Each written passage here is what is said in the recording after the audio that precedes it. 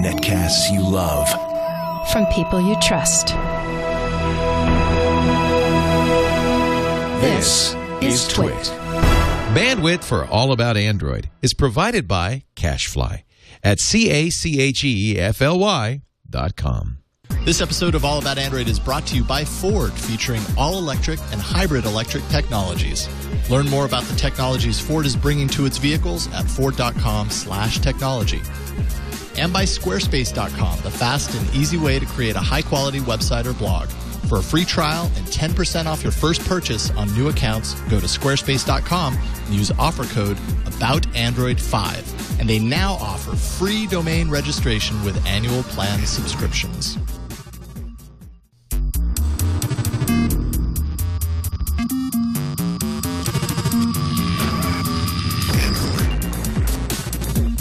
Welcome to All About Android, episode 62, recorded on Friday, May 25th, 2012. This is your weekly source for all the latest news, hardware, and apps for the Android faithful. I'm Eileen Rivera. I'm Jason Howell. And I'm Ron Richards, and I'm very jealous that I'm not there to partake in the donuts. Okay, I don't for know the what you're talking about. video viewers can see that we have three big, huge pink boxes in front of us. Well, some little oily parts there. Down there. There we go. Captain Temerity, Corey, brought us some sweets again. This is like, all about diabetes. You tried to fatten us up. I swear to God. So thank you again, Corey. We're going to have, and the staff is going to have wonderful pastries. We are recording this on a Friday morning because in the United States, Monday is a holiday. It's Memorial Day, so we will not be here. And but we wanted to get that episode for next week in. Absolutely. And that's what we're doing, so we doubled up. And thankfully, because we were like, man, is there going to be enough news by Friday? And we're going to have to stuff it with extra emails or whatever just to kind of fill it up. But actually, there was quite a bit of news this week. I had some faith that Google was going to come out with something, and boy, did they. Or not, one of them not their doing, but I had faith that we were going to be able to fill the show. Yeah. So, we have a lot of news, like patent decisions. We're going to talk about the Google Nexus tablet, and we have a wonderful arena of apps for you. Excellent. Fun stuff, but let's start with our news. All right, so let's check in on that Google Oracle thing that's been going on for weeks now. Your favorite topic. Yeah, we kept talking about, we'll save that for Jason. Oh, really? Yeah, it's Jason's favorite topic. I wish I had known that. I'd have prepared a little. Jason's our patent guy. I would have prepared a little bit more than I did. You two do that little tag team, and Ron and I are like, this is awesome. All right, well, how about I read a pre-written thing that I made up last night so that I sound smart? Yes. Okay. The Google Oracle case continues, but Judge Alsup ruled that Google did not infringe on any of Oracle's patents in the case. And now keep in mind that Matt McCarry of The Verge told us on the show that the patent portion of this case was the weakest. So though this is a victory for Google, it's kind of less important than the copyright portion. We can hopefully expect a ruling on the question of whether APIs are copyrightable sometime next week is kind of looking like when it's going to come around.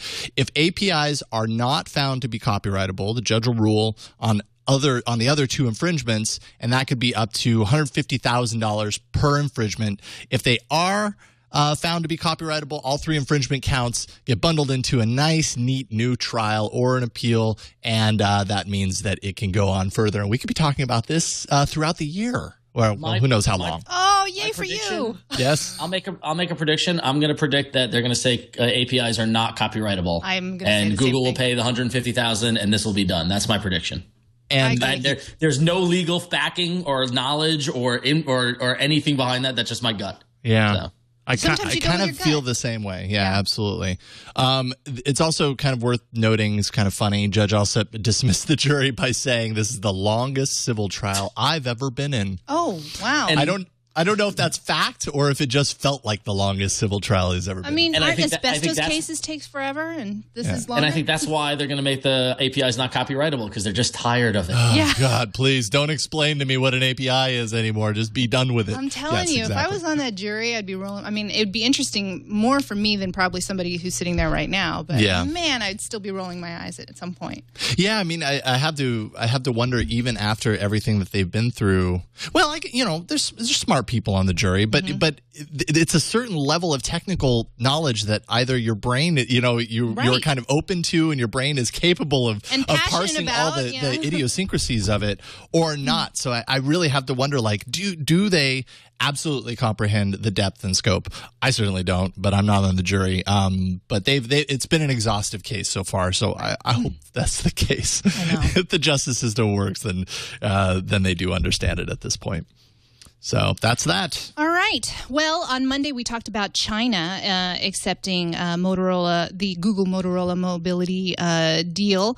And so several days later, ba-bam, Google officially closes the $12.5 billion Motorola mobility deal. Now, there are some changes that we kind of expected. CEO of Motorola Mobility, Sanjay Jha, is replaced by a Googler, which is Dennis Woodside.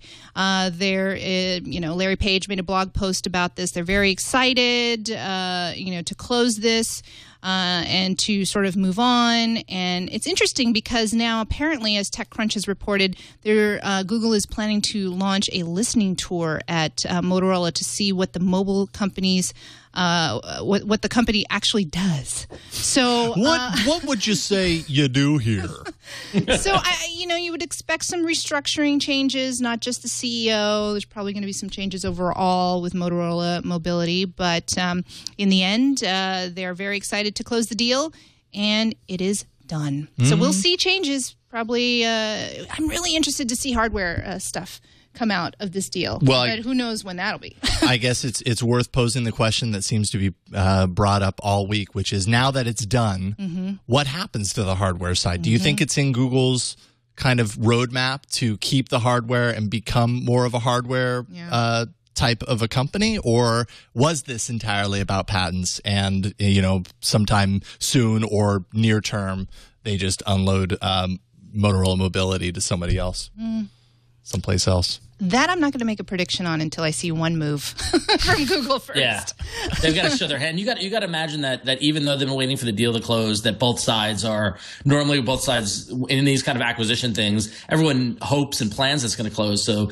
Google and Motorola have both Motorola Mobility are probably saying, okay, when it closes, this is what we're going to do. So I wouldn't be surprised if we see, I don't know, within a month or so, maybe some sort of announcement, maybe at some sort of big event or some sort of Google sponsored thing, maybe. Right. Yeah, right. That's true. They could be putting something could come out of an event sponsored by Google, right? That possibly has the letters I and O in it. Maybe I don't know. That could be too early actually to tell for what the implications of the Motorola Mobility part of the whole pie.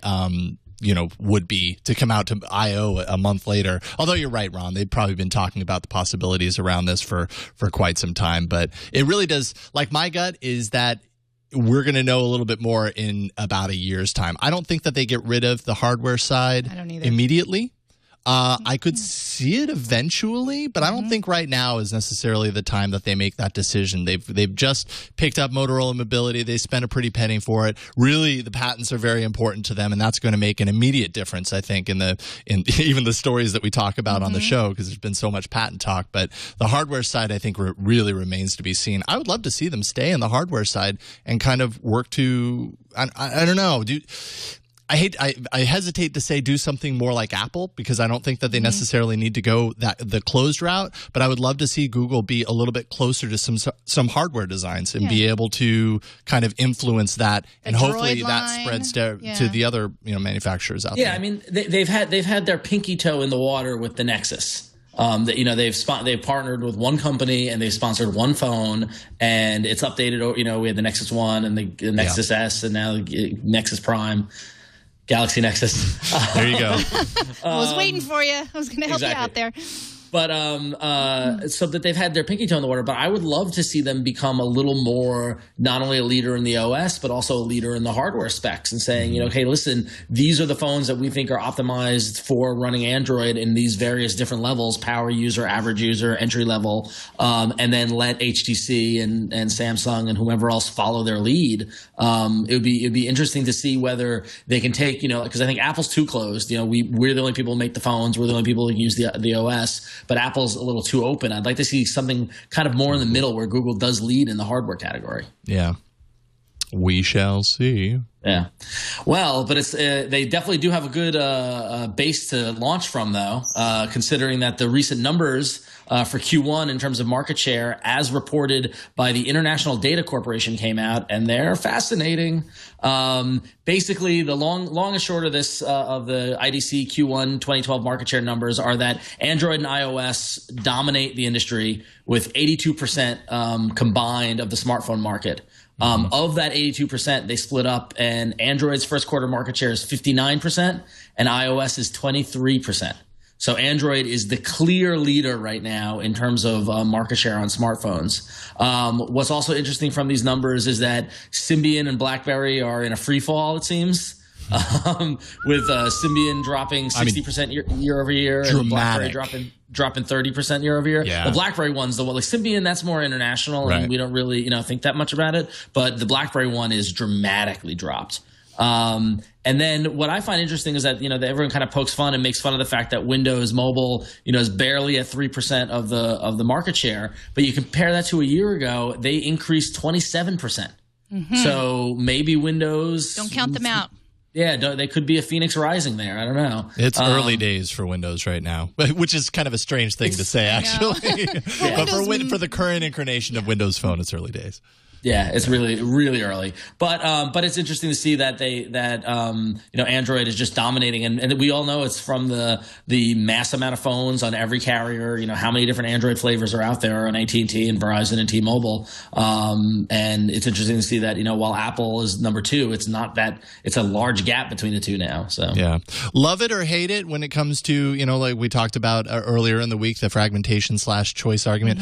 Love it or hate it, the amount of devices out there is working for Android, just from a sheer, just obviously, market Mass domination and, unit shipment and the market share just in general. It's obviously working. For developers, that's both a bad and a good thing, right? It's bad from the sense that it's hard to support all those devices. It's good because the potential upside is incredible when you talk about just how many handsets are out there. So, yeah.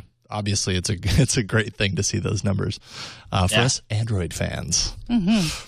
All right. On to an email? Yeah, let's do it. Marlon, the guy from Trinidad, wrote in and said, I was wondering if you would feature this Kickstarter project as it looks interesting, and I'm all about supporting Android developers. It's called Chameleon, and I kicked in $10 to support it. And you can find it at Kickstarter.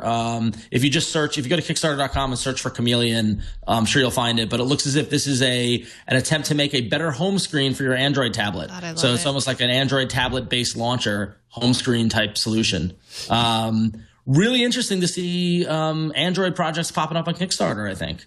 Yeah, well, I mean, Kickstarter is just, quickly becoming this obviously what it's designed to do. You put up an idea, maybe you've already done a certain amount of development for it, you set a goal, and by the end of your project by the end of kind of your run on Kickstarter, whether your project has enough market demand to be able to see it to completion.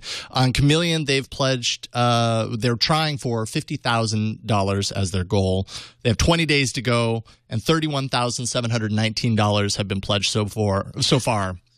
By almost 3,500 backers. So it's got a lot of backing. The deal with Chameleon is, it's a different home screen, but kind of what they're trying for here is that, the home screen that you would want on your tablet when you're at work is different than the home screen that you'd want when you're at home. So this would sense it and allow you to customize based on kind of your location. You can also kind of move to those other home screens if you want to manually, but it would be tailored, so that when you're at home sitting on your couch, it would be more entertainment based. When it's at work, maybe it's your work email and all that kind of stuff appears automatically. It's a cool concept and it looks very slick.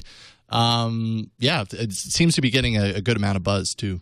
I thought it was actually available. I saw a headline in my RSS reader. I was like, I need an app. I need an app for the show. I'm like, let me get it.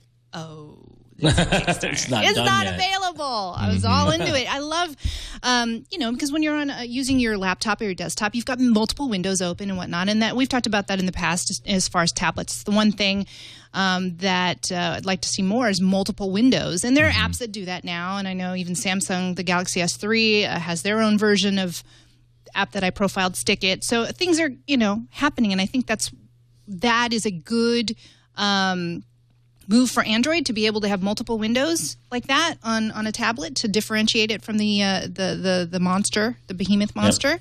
So kudos to them, and I hope Chameleon succeeds. I think I'll pledge, actually. Yeah, it looks pretty. I am and honestly, 20 days to raise that amount of money, that's doable on Kickstarter. I mean, I've seen a ton of Kickstarter activity in the comic book world as well as in the video game world. I mean, we've seen a lot of video games very quickly get the backing on there. So I think, hopefully, our audience is interested in this sort of thing. There's enough tablet users out there who are interested in it. I might kick in some money as well. Yeah. Especially if you get the app, I'll take it because it looks like good design. It looks like, again, like we're seeing an evolution of these apps, and this is an example of what can come. I'll gladly back that. So. And let's just put it this way: $5 gets you the app when it's done. So if you pledge $5, which is when you're talking about going into the Google Play or whatever app store and buying an app, like that's absolutely within the realm of reality. Saw some people in the chat room saying, "Why do they need $50,000?" It's a good question. When you watch the video, you actually see it in use and everything. You're like, well, haven't you already designed it?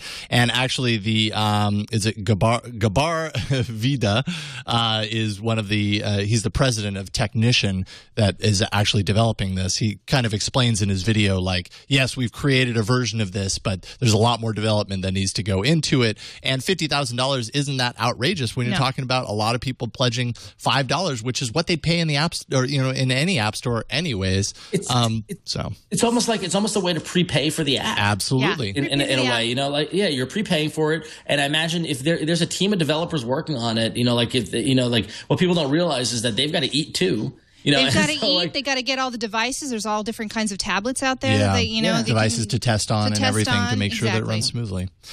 So it's cool. We're going to see more of this kind of stuff. Kickstarter is quickly becoming just this great place to kind of test these ideas and see them through. From a software perspective, it makes a lot of sense, that service. So good on ya.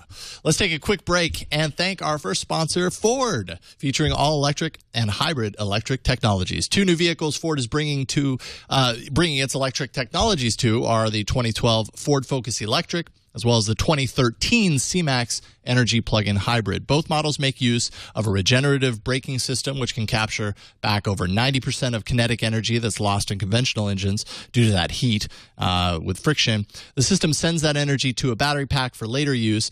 It also includes unique sync and My Ford Touch EV features that help you maximize your range. It's got a suite of driver information systems onboard as well as offboard that do things like help you manage the recharge process. They determine the most eco-friendly driving routes, monitor battery state of charge. They just do a number of things that maximize your energy efficiency.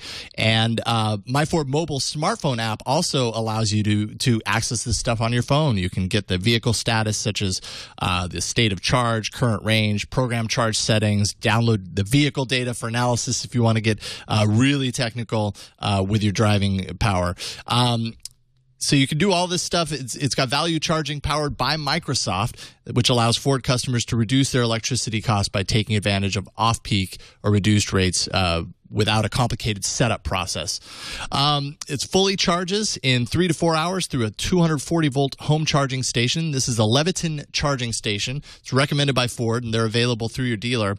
It's 100% electric and zero CO2 emissions. It has a lithium-ion battery, and new battery technology actually enables you a topping-off charge without reducing the lifespan of the battery.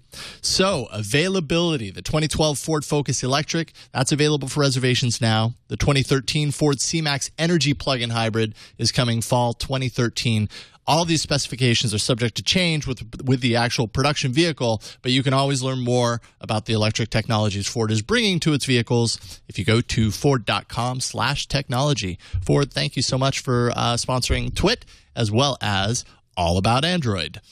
We appreciate it immensely. All right, speaking of big chunky pieces of hardware, let's get into little pieces of hardware in our hardware section. Really? What? Well, big chunky to little. Yeah. You ride around in a big piece of hardware, right? That's true. I don't know. I just thought that was funny. Sorry, it's the morning. Not used to this. It did sound a little weird, I admit. I'm trying to work on my segues here. That was good. That was good. Yeah. I trust your judgment on that. Yeah, that was great. Speaking of little bits of hardware, I feel as if I still wish we had a graphic for Nexus, Google Nexus tablet watch. I know. Oh, yeah. Keeps coming up. Reporting on right now. Yeah, exactly. So, well, that works. Sure. We just need to change the font. So I'm hearing reports. I'm hearing now that 600,000 Google Nexus tablets are expected to ship in June. Reports indicate. And new details are suggesting that Google anticipates $2 million in sales of their forthcoming Nexus tablet in 2012. Wow. So the rumored joint production by Google and Asus sounds like it's going to become a reality again. More and more. It's supposed to take the stage at Google I/O on June 27th. Yet another Google event that potentially could break at. Amazing. Yeah. This has got to be real. I would bet. Yeah. I'll bet you guys $5. I don't got a lot of money right now. $5. It's happening. It just makes sense that's when it's going to come out. But what's interesting is that whether or not the price point, the size, those are all the things, the rumors that we've been kind of curious about. People are guessing that it's going to have a quad core Tegra 3 processor, and that it could be as low as $199 when it retails. It's going to be probably like a 7-inch tablet set to compete with the Kindle Fire. But it's interesting is that NVIDIA also revealed their new $199 quad-core Tegra 3 tablet project called Kai, K-A-I, and they're poising it to compete with the Kindle Fire. Could that be the quad-core chip that's running the Google tablet? Seems like it might be. Now, poising it to compete with the Kindle Fire. Soon to compete with the Google Asus tablet. Yeah. They'll all be competing with that one if it comes out as expected. The way it's expected. It just sounds like an awesome tablet. Although the Kai sounds pretty nice too. You're just seeing so much of this right now. So much of the $200, $250 tablet range. But that's the right price point, I think. That's why tons of people went for the Kindle Fire who couldn't afford the iPad. And the jury's still out on whether the Kindle Fire was worth all of that attention. You don't really hear a whole lot about it anymore. Other than that, it's the lower price tablet, and it's the choice that people kind of have right now for the $200 range. I see tons of commercials. I see commercials on TV, so I think they're still pushing that. And To that point, though, it was interesting. The past couple of days, I've been here in New York City. I've been running around to meetings and doing my work, stuff like that. And the past 2 days, I've just been meeting, subway, next meeting, subway, next meeting, and I made a mental note to start observing people on the New York City subway to see what technology they're using. And I kept a little count in my head. And honestly, I saw a fair share of iPads. I saw way more Nooks than I had expected. I've seen more Nooks too. That's weird that you say that. Yeah. I've definitely noticed more Nooks in the wild than I noticed Kindles. In 2 days on the New York City subway, I counted 7 individual different people with Nooks. I have not seen a Kindle Fire at all. So I have not seen a Nook. I keep seeing, I don't know if it's just me, but I keep seeing the Note in the wild, which freaks me out. Every time I'm like, what? There's another Note there. So those numbers of the Note selling really well, I believe, are true. Like you said on Monday, the Note's a cult hit. It really is. Yeah. I believe it. But anyway, that's interesting. I've been seeing a lot more billboards for the Note. Not necessarily seeing Notes, but like San Francisco's covered with billboards of the Note. I'm going to start looking out for the Nook. I love the Nook, and I think the Nook is a better piece of hardware than the Fire. But now I feel like, okay, I'm going to start looking for the Nook. I do see the $79 Kindle quite a bit. The e-reader, that e-reader. I see those everywhere. But that's not what we're talking about here. But whether or not Google can sell 2 to 2.5 million in half a year was going to be interesting. I don't know. Coming up on the holiday season towards the end of the year, obviously, I could totally see that. Yeah. The real speculation, though, is the Galaxy Nexus tablet going to be the freebie gift for people who attend Google I/O, which is way more important to me now that I'm attending Google I/O. I think it is. It just feels like maybe that's what we're heading towards. I'm kind of hoping it's the Google goggles, but I know that's a long shot. I feel like the goggles is still early days on that one too. Yeah, but seeing all those photos from Trey Ratcliffe on G+ and of all the photo walk and all those people that had it just gave me like, wow, we might be able to touch one. Maybe they'll have some on display that you can actually look at. Let's try. And Ron and I are definitely going to be at I.O. We'll definitely have to shoot something around that while we're there, if that's the case. Hopefully you can make it too, Eileen. I would love to see you there. Might find a way. Woohoo! Yay! All right. Not saying how. Anyway. Wondering if maybe at Google I.O. there might be a little Samsung Galaxy S3 that we can take a look at. I'm sure there will, because it's not like it will be, it'll be old news by then.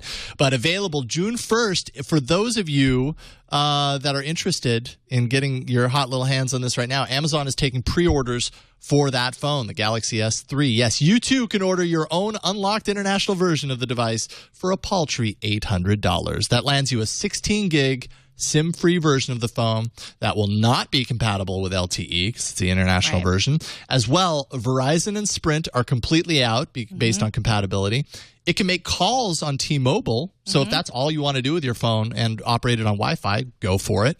But you would be able to use it on AT&T's HSPA Plus network. Cha-ching. So really, this kind of only appeals to people on AT&T's HSPA Plus network. Actually, AKA Eileen. I ordered. I'm working on a new show with Molly Wood, and we want to have that Galaxy S3 on our first episode. Yeah. Ordered one from Expanses, as I mentioned on Monday, and then 2 days later, we ordered it on Amazon. So whichever one comes first. Oh, interesting. It's a white 16 gig. It's a race. It's a race, yeah. Well, we're going to do a little stress test with it. So I was going to say, you're going to break one. One of them might die, and then the other one I might keep. So we'll see. Wah. Yeah. So very excited. It kind of sucks that you can't use any other SIM card other than AT&T, but that's it'll come soon enough. The state of the mobile carriers in the U.S. as it stands right now. Exactly. Not very friendly when it comes to that kind of stuff. And speaking of mobile carriers, Verizon had an interesting announcement. Verizon had an interesting announcement earlier this week. The 4 current Verizon smartphones, the Motorola Droid 4, the Droid Razr Max, the Droid Razr, and the HTC Resound, will have global capabilities this summer. There's going to be an over-the-air update. I hope that update includes ICS, that will allow you to use those phones overseas. And this was actually important to me as I'm thinking about upgrading, and I kind of want to move to the Verizon network, but not that I travel international all the time, but I like the option. With AT&T, I know when I get my phone, I can go overseas and pop in a new SIM on my phone, and it'll work. But that wasn't necessarily true on Verizon. And one of the phones I have been looking at is the Razr Max. So like I mentioned, the benefits, you'll be able to operate overseas with your phone when you travel, and assuming that you have global roaming service added before you leave the country. Now we're talking here as U.S. people, and right. In addition, the 4 devices are 4G LTE capable. Therefore, they come with the SIM cards built in, and the SIM cards are already unlocked. Verizon customers who own these phones can simply purchase a prepaid SIM card and pop it in while traveling. And I've done that before.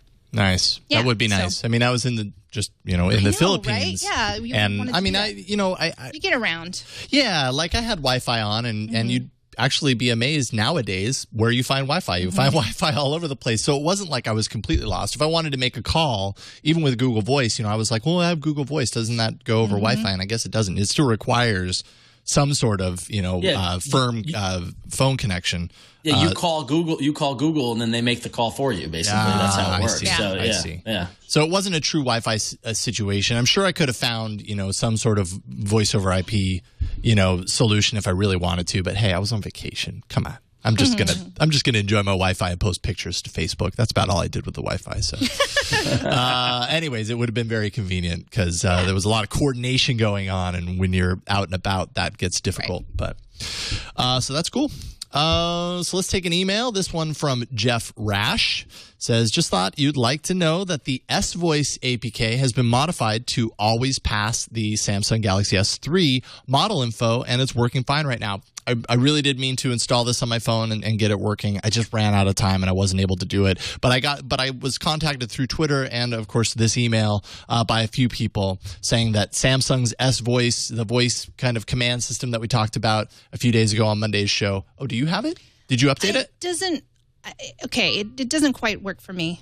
But yes, I updated and I have the new. Oh.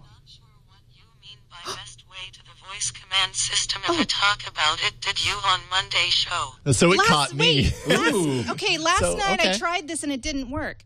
Okay, let me try this. Hi, Galaxy. Which app do you want to open? Open Spotify.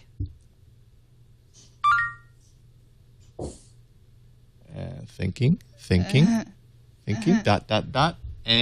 Spotify. Look at that. So it's working. Whoa.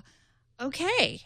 All right. So you have it installed. You've tested it. It's obviously working. You don't have an S3, as far as I know. No, I have an S2. No, I don't have an S3. So that is working. It keeps saying, say hi, Galaxy, to wake me up. It keeps going back to that, which is a little weird. 100%. No, what is the weather today? Okay.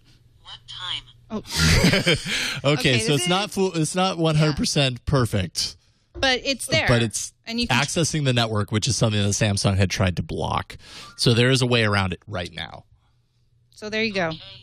What time for this alarm? Okay, yeah, now it's starting to ask me tons of questions that I didn't want. It's schizophrenically catching certain words that we're saying. Yeah, let's stop this. So actually this... Need to set for this alarm.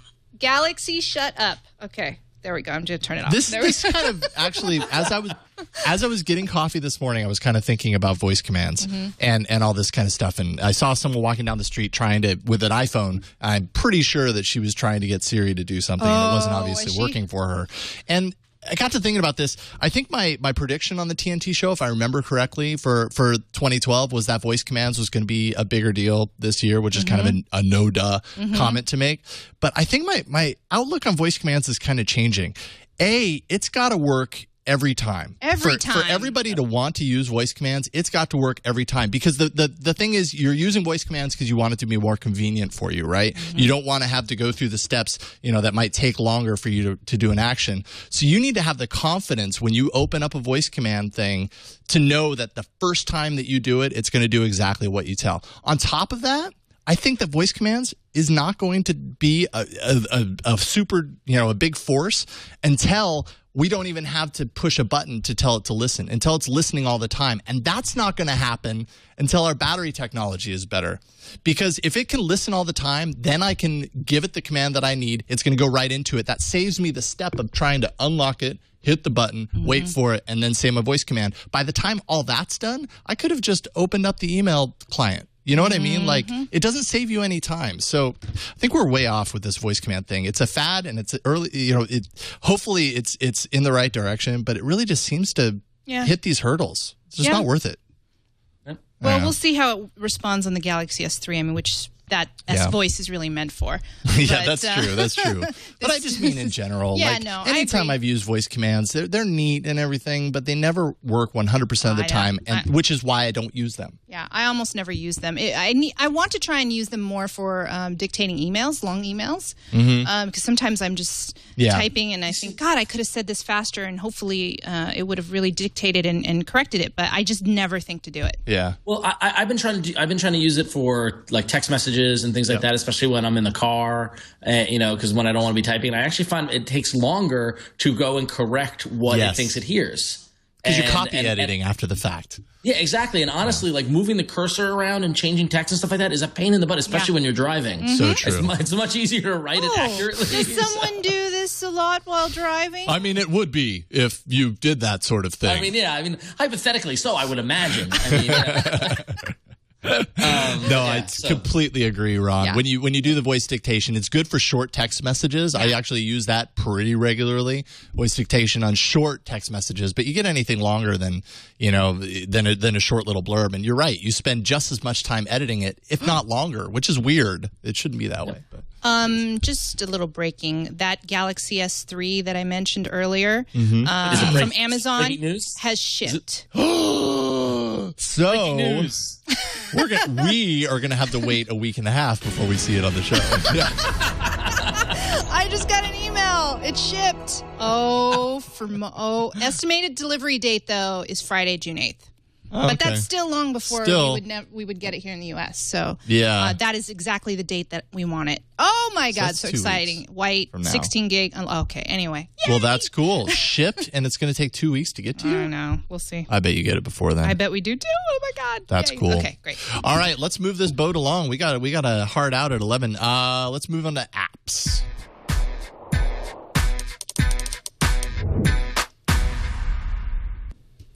So it gets a lot of complaints, not complaints, but criticisms. I feel like the Amazon App Store sometimes is like the redheaded stepchild of the app stores. But they are one of the few places I think that are actually innovating in terms of ways to sell apps. And most recently, when they launched on their website, you could test drive the apps within the Amazon website. Now Amazon has rolled out the ability to test drive an app on your device itself. Article in TechCrunch talked about it, where you can actually browse in the Amazon App Store on your device and play with the app from within the Amazon App Store app on your phone.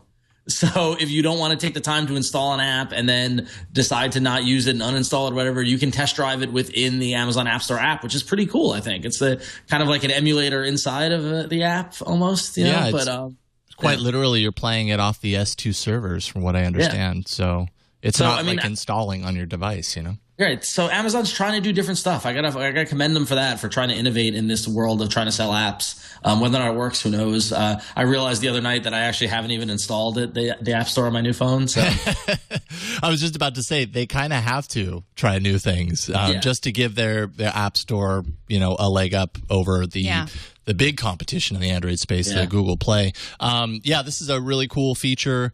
Certainly better than the 15-minute refund window that is not, you know, ideal for testing an app on the Google Play store. So, I like that a lot. That's great. Very cool. Speaking of new changes in app stores, subscription billing has finally made its way to Google Play. Once developers build this functionality into their apps, you can expect to see an option in checkout for monthly subscriptions. Now, this is perfect for apps, obviously, that deal with content such as movies, TV shows, magazines, all that kind of stuff. Also for developers, an HTTP-based publisher API that allows your backend servers to validate and cancel subscriptions is being offered, as well as interoperability with web-based subscriptions, kind of all the same thing. Google, and then by extension the carriers who get a cut of this, retain a 30% cut of the subscription cost done through this service. So that's good. Very different from the way it is on Apple on iOS devices, right, where they really just kind of attempt to keep you locked into their in-app or their kind of subscription model. Google is basically saying, yeah, you can do it through us. We'll also allow you to do this on your website and you know, do it in a number of different ways. So very cool. Hey, cool. Again, exciting. Kind of staying true to their openness-ish pledge.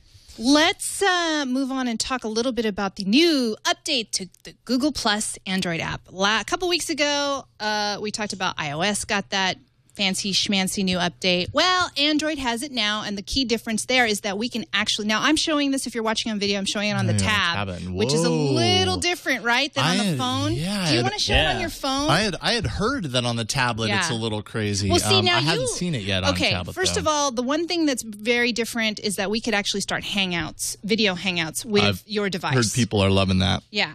And then you can also take photos and make them your wallpaper.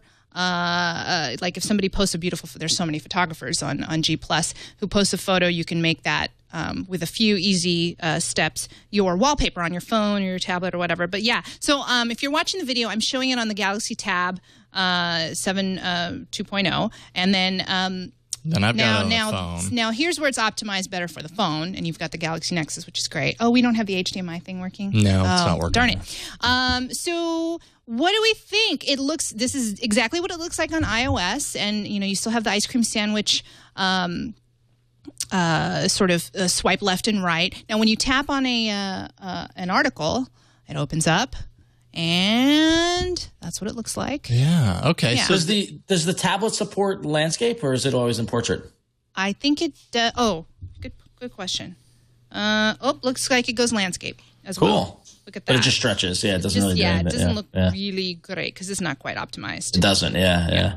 But I don't know. I kind of liked it. There was some hubbub. Some people don't like it. I actually really like it. I initially at first, when I first opened it yesterday morning, now mind you, this was while I was sitting on the couch with my daughter as she was watching Curious George, and I had a few minutes, and it was like, oh, Google Plus update. Okay, I'll put it on there. So I didn't have a lot of time to really flesh out and kind of, pick it apart. But when I first opened it, I saw some weirdness that kind of freaked me out at first. I realized later that the issue is you don't take screenshots of the app and then post it on Google Plus. Otherwise, it ends up making these things kind of blur together. Yeah. Let me see if maybe I can get to my Well, that's what you have here. here, Jason.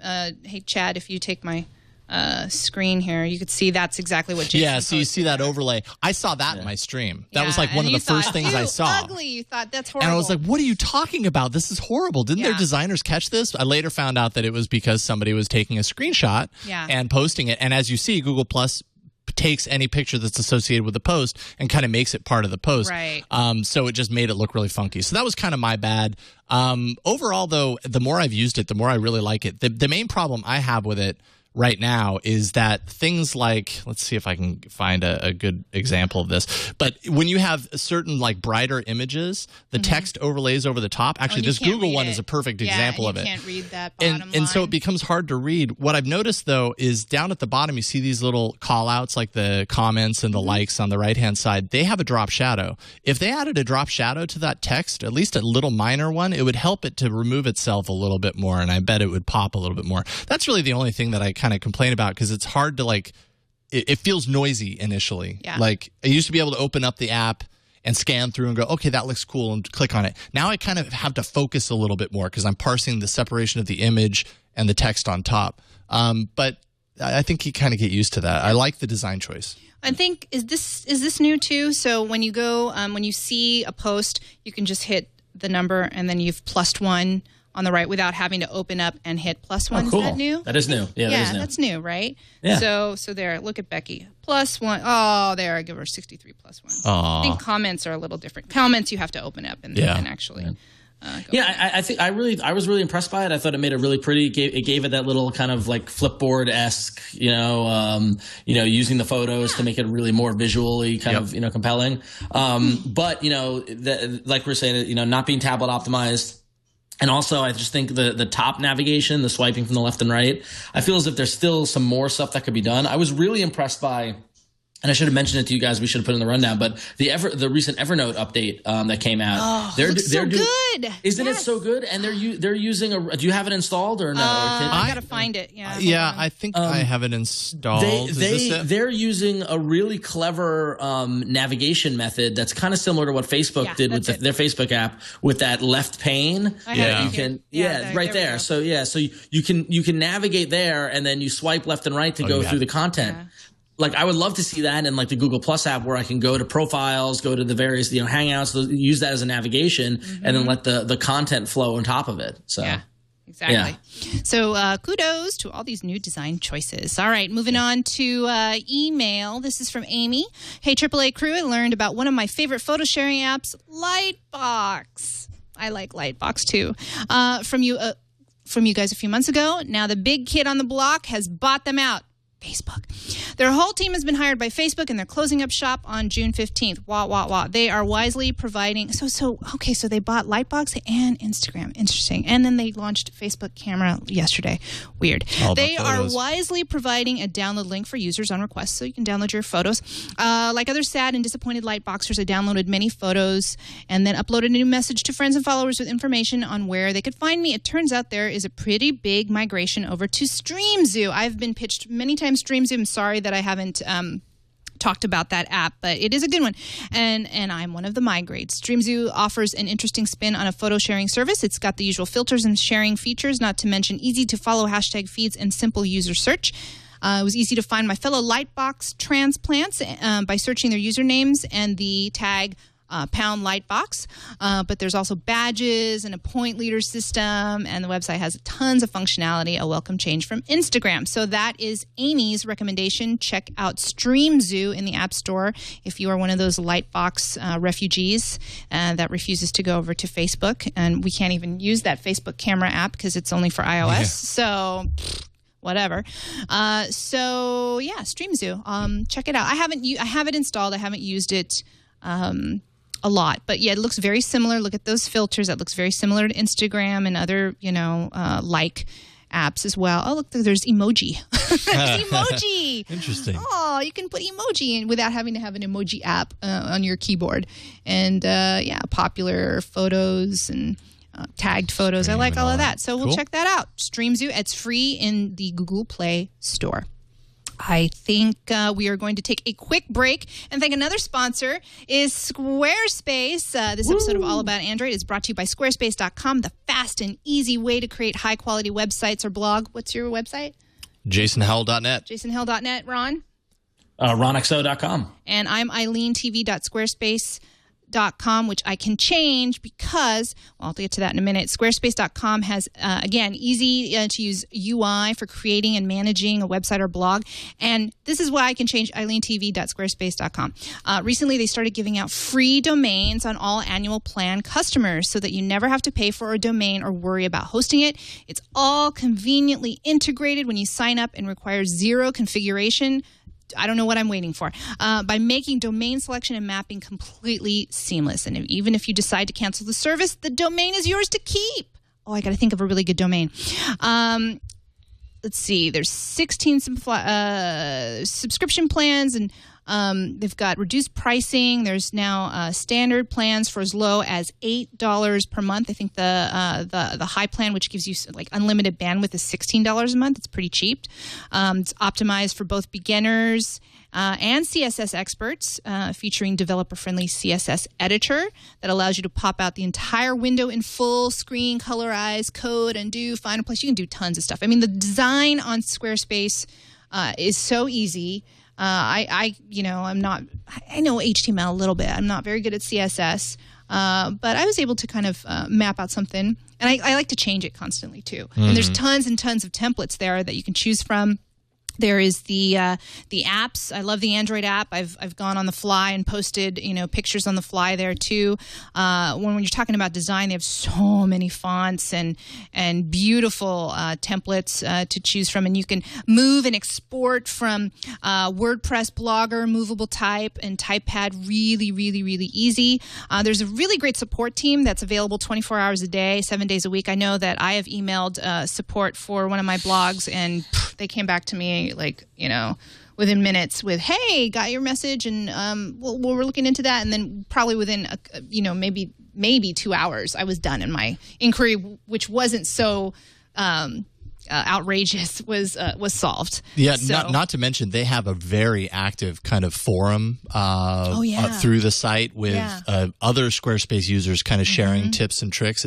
Like the service itself is so detailed, like it's easy to use if you want it to be. It's also can be kind of, you can get, like you said, complicated with CSS, and there's a lot of that talk being done in the forums on how you can do advanced things with your site, including versions of different types of code and kind of samples of what the site looks like when you've inserted that code into your site. So a lot of kind of advanced stuff being shared in there. I really love the app because you could, on the app itself, it's so easy to post, and I just love that you can get stats right away. You can look at it super quick to see latest stats on your blog, and then you can put more than one blog if you have more than one account. Then you can even preview and whatnot. So I love that about the app. Really, it's a free trial. Go to squarespace.com to sign up for a free account. No credit card needed. Just try it out and start building your website. Then if you decide to purchase please use the code AboutAndroid5, and you'll get 10% off your first purchase on new accounts. Again, that's free Squarespace registration and annual plan subscriptions, domain registration, with annual plan subscriptions, squarespace.com, and use the offer code AboutAndroid5.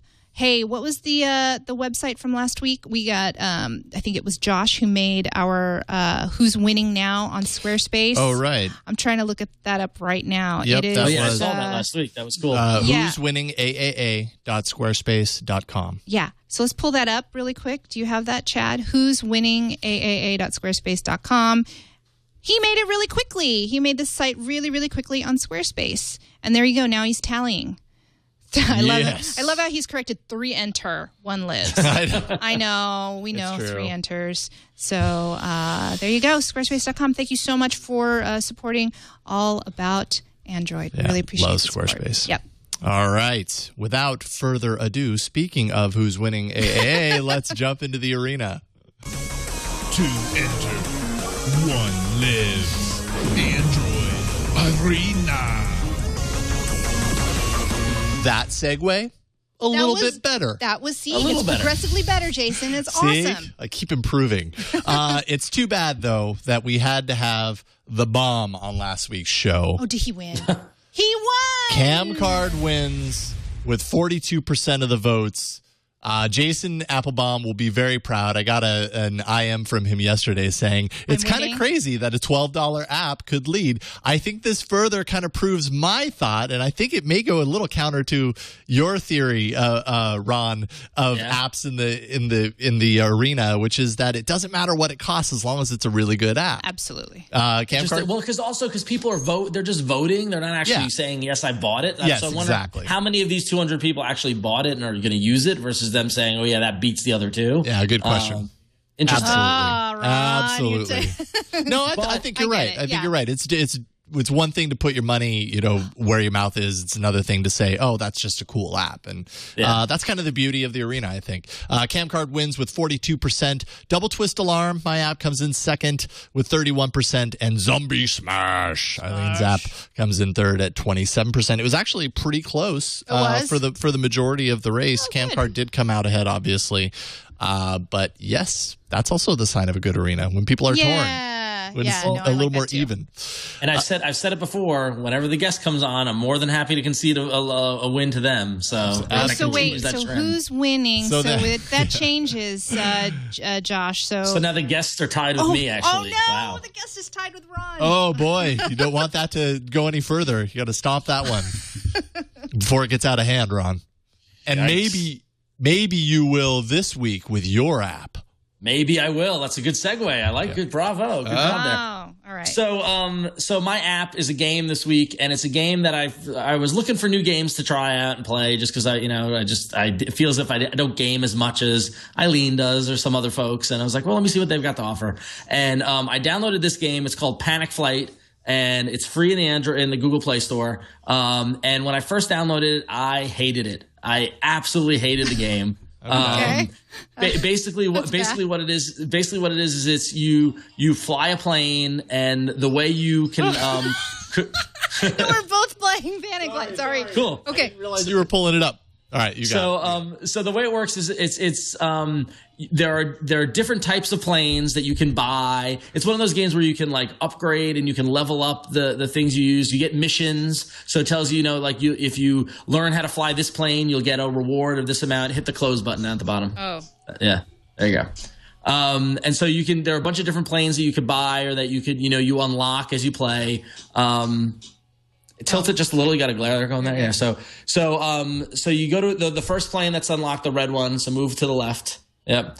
And then you got to buy that. There you go. So you bought that plane. So now you can upgrade it. You can you can apply different kind of like power ups and things like that. Hit succeeded. All right. Hit close. So now you can go into the academy.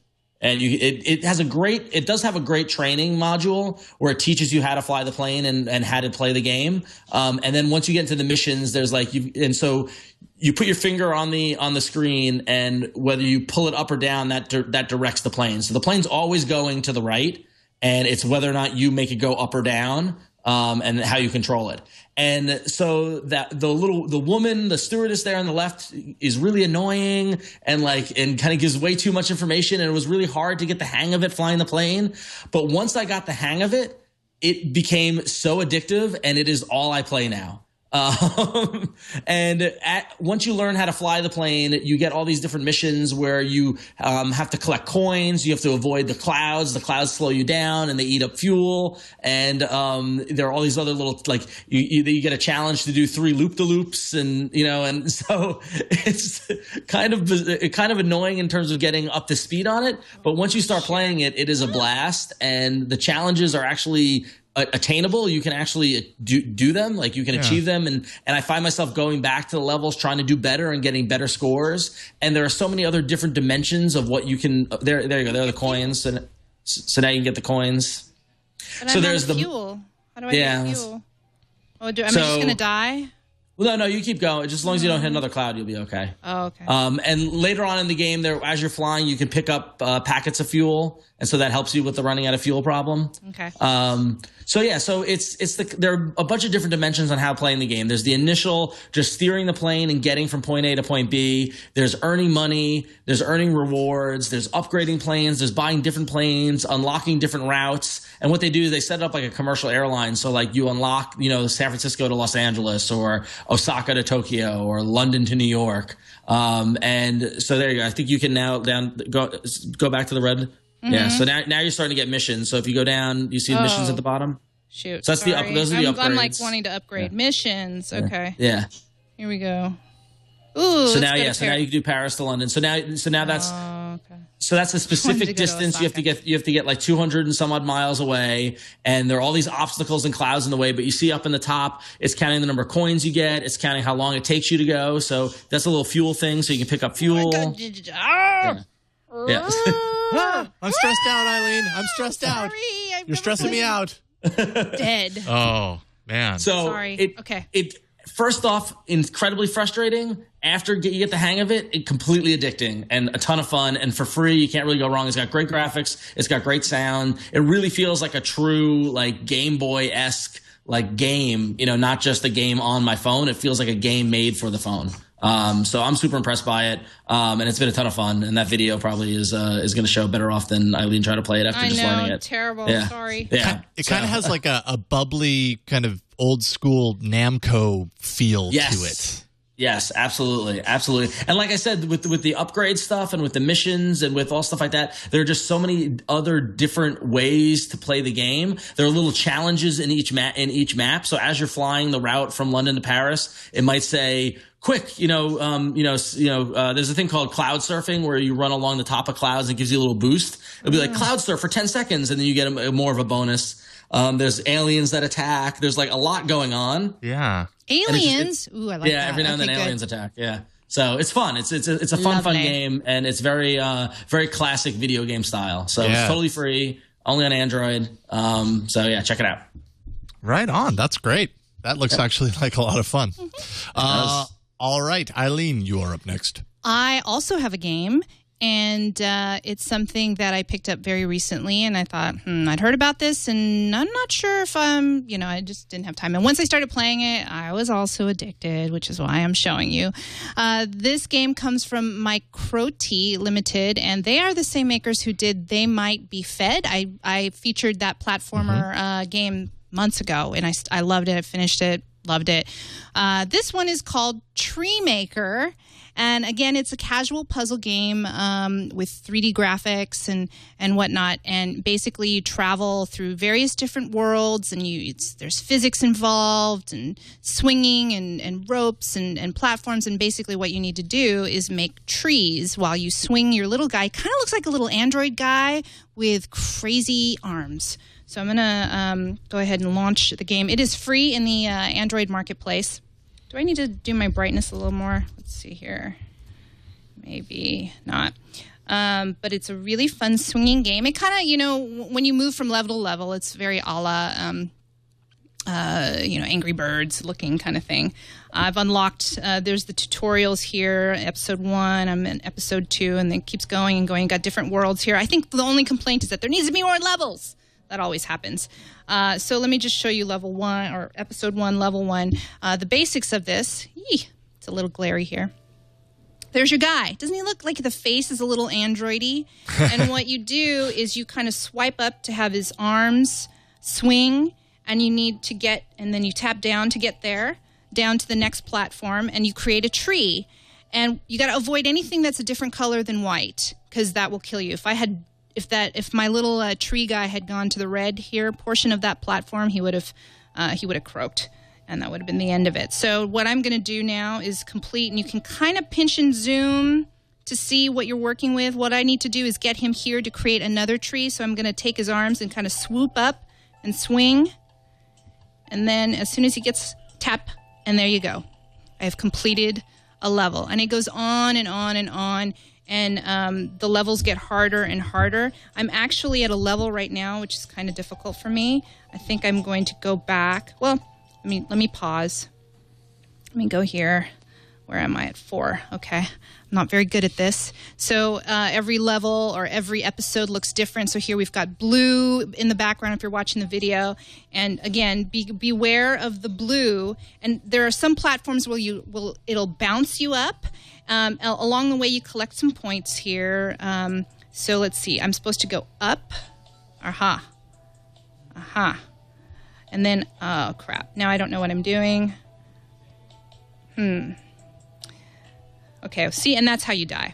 So I'm a little stuck here, but you just kind of have to kind of be creative. Forget it. This is not working. If you guys are watching, help! I think I'm supposed to go up, then here. Oh, yes. No. Yeah, maybe above that second one or something? I gotta go above that. Yeah, I gotta go above. I gotta go above and bounce up.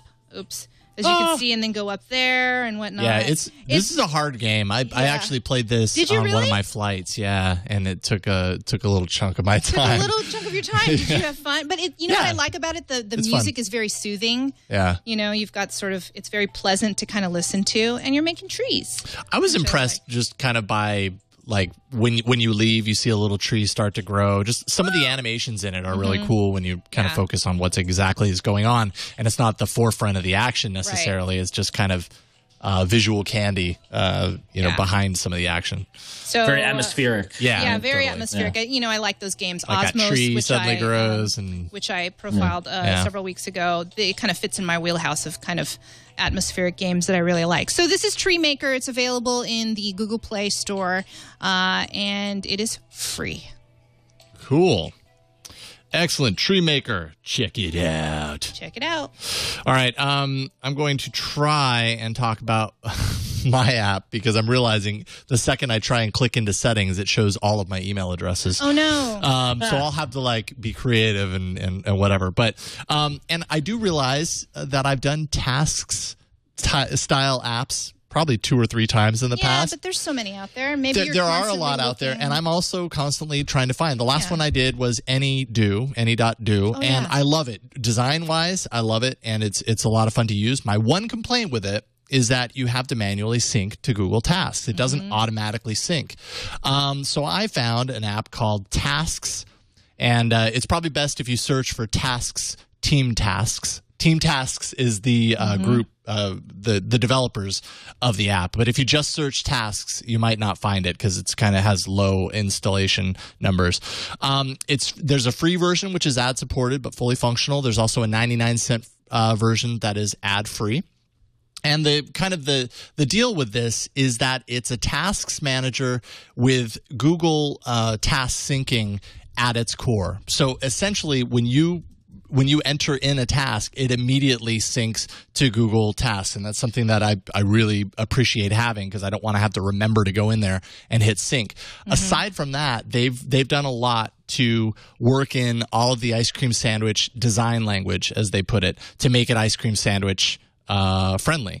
So what you see, it has all the ice cream sandwich kind of fragments and everything. Just everything about it looks almost as if, and the thing that I really like about it is that it looks almost as if Google had created a task manager for ice cream sandwich. Oh, cool. It's very similar to everything else within ice cream sandwich. Let's see here. It does work on devices 2.2 and up. So you don't have to worry about it not working with your pre-ice cream sandwich device. It absolutely does. Thank goodness. It has a few different themes. We're going to go ahead and do this and get into settings and not show you stuff. But I will go ahead and then go back here. And so you've got your light theme, which is on right now. You've also got a dark theme, which is what I normally do. I actually like that. You can have, reminders for your tasks and kind of configure your LED color, what you want it to blink at. I'll go back over here. You can also set up, whether you actually do want your individual email addresses that tasks are linked to, you can set those up individually to either sync automatically or not, if that's important to you. There really isn't a whole lot to say around here, other than just the ease of use. You can easily kind of sort, or you can have it automatically sort if you so choose. There's also, if I go to the main menu here, there's also a widget that you can see right there, and there's the email address anyways. It's okay. It's just going to happen. And you can, create a widget that has whatever lists you want to appear there. I happen to have it right now set up so that it'll show every list. That's why you're seeing, War Games news fuse, a news fuse that I've always been meaning to make for Tech News Today and never seem to find the time for, as well as a bunch of movies that I have yet to watch that I can continue to want to watch. This is kind of an old list, but Red Riding Trilogy I've always wanted to see and never done it. Mother, South Korean film. Anyways, yes, it's a list of things that I have in my tasks. I have many task lists. So it's a really easy app to use. There isn't a whole lot to say about it. Multiple Google accounts. I just really appreciated their design approach, that they're really trying to make it an app that fits into the ice cream sandwich mold. On top of that, they made it accessible to 2.2 and above, so you're not left out of the party if you're not an ice cream sandwich yet. So again, that is Tasks by Team Tasks. It automatically syncs to Google Tasks, which I think is its shining feature, and that's the reason why I've been using it a lot more than any do lately. And that's an ad-supported free version as well as a 99-cent version that you can find in Google Play. So... Cool. Now you have it. What's that? Bring it on. Bring it on. Show us which is your favorite. It's now in your hands, ladies and gentlemen. If you go to bit.ly/PullAAA62, bit.ly/PullAAA62, my gut is that one of the games is going to win this week because both of those games are solid. Yeah. We'll see if people are feeling like... Right now, what? Tasks seems to be running away with everybody it loves Tasks. With a whopping 2 votes. I just don't believe you guys one. really like games. I don't know. It depends. It's got to be amazing, really amazing. Like I remember when I did World of Goo, people really liked that. Oh yeah, World of Goo, and then what was the other one that you were super addicted to? Oh, Temple Run. Yeah, Temple Run, of course. Yeah, so we'll see how this all pans out, but early reports are in, and it's a 3-way kind of close race right now. So we'll see. Now, keep in mind, folks, we are recording this episode early because in 3 days is Memorial Day here in the United States, so we won't be doing a show then. That's why you're getting this show early. Our next episode is Monday, June 4th, so we're back on a regular schedule. Not this upcoming Monday, the following Monday, June 4th. So look for us to be live at that point. You guys got anything else? I got donuts. Oh, well, yes. There are donuts. I don't have donuts. Did you see how I pulled the donuts up while you were talking? Sorry. We'd like to demonstrate Ron, how there are donuts in this want? box. Sugar? I forgot my USB donut dongle. Yeah. We'll go ahead and encrypt a donut and package it up into a zip file. Of course, donuts are a little fattening, so we might have to torrent this to you. Is that okay? Yeah, that's fine. That's totally fine. I'm on FiOS out here, so I got bandwidth. Yeah, not to mention if we torrented donuts, that means everybody gets a piece. It's distributed, right? Let's share it. Yeah. Or everybody gives you a piece. Great. Well, I think that's it for this week. We want to get busy eating these donuts and making ourselves sick. So before we do that, let's pimp away. Ron, you first. Yes, so if you want to send me donuts via email, you can find my contact information and all the other ways to get in touch with me at about.me/RonXO. That's got my Google+, Facebook, Twitter, all the fun stuff. You can find everything about me there, as well as links to iFanboy and Graphically, my day jobs, and check it all out. Have a good weekend, everyone. Fantastic. And Eileen? Yeah, I'm on about.me/Eileen Rose, or you can find me on Twitter at EileenTV or on G+. So say hello. Hello. Hello. Oh, you're telling them to say hello. Say hi to Galaxy. Hello, Galaxy. I don't understand what you're saying. You can find me on Twitter. I'm at Jason Howell, or about.me/Jason Howell has all the other places that you can find me. But as for the show, that's it for this week. Send us a voicemail. Let your voice be heard. 347-SHOW-AAA. You can send us an email at aaa@twit.tv. And if you want to send a video mail, just use that email address and send us a link to your video, and we can play it on the show. Our show can be found on Twitter at Android Show. You can find show notes for every episode of All About Android at twit.tv/AAA. And finally, you can catch us live normally every Monday at 5 p.m. Pacific, and that includes Monday, June 4th, which is the next episode at live.twit.tv. That's it for this week. We'll see you next week on another episode, or next week and a half, of All About Android. Take care, you guys. Bye. Hi, Galaxy. Bye, Galaxy.